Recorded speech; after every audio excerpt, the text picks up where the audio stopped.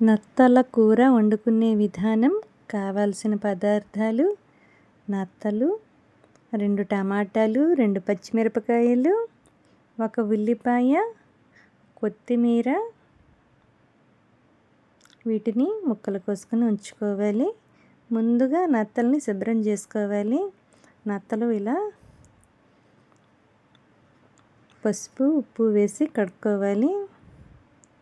4-5 సార్లు కడగాలి ఇది, లేకపోతే నీచు వాసన పోదు.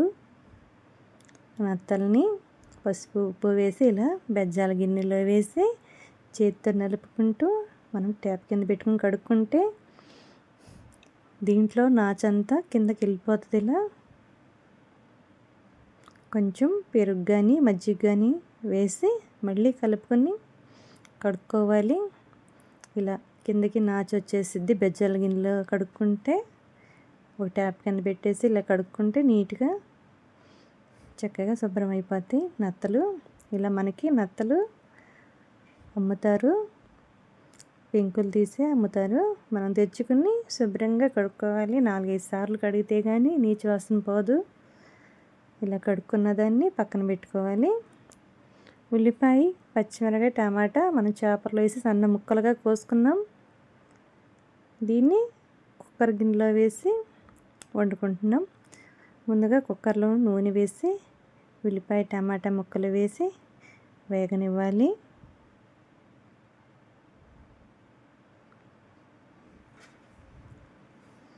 ఇప్పుడు నత్తల్లో పసుపు, ఉప్పు, అల్లం వెల్లుల్లిపాయ పేస్ట్ కూడా వేసి చేతితో కలుపుకోవాలి.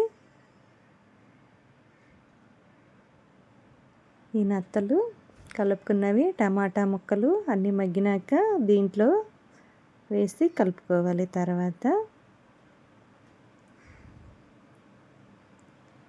నత్తలు కూడా వేసి కలుపుకున్నాం, ఉడకనివ్వాలి కొంచెం. ఇప్పుడు దీంట్లో కారం,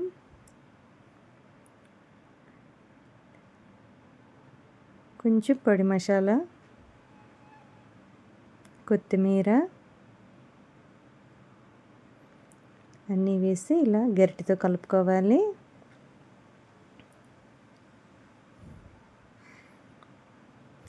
నత్తల కూర ఉడకనివ్వాలి. ఇది మటన్ లాగా కొంచెం ఎక్కువసేపు ఉడకాలి, అందుకే కుక్కర్లో వేసాను. ఇలా ఉడికి నూనె పైకి తేలాలి.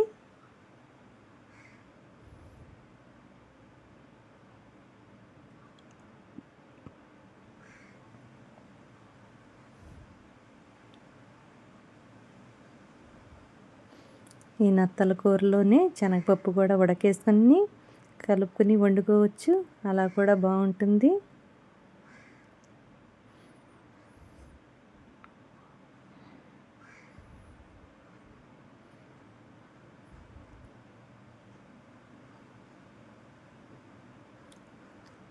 ఇప్పుడు ఈ నత్తల కూరలోకి 1 గ్లాసు మంచినీళ్ళు పోసుకుని గరిటెతో తిప్పుకుని మూత పెట్టుకుని 4 విజిల్స్ రానిస్తే చక్కగా ఉడికిపోయిద్ది.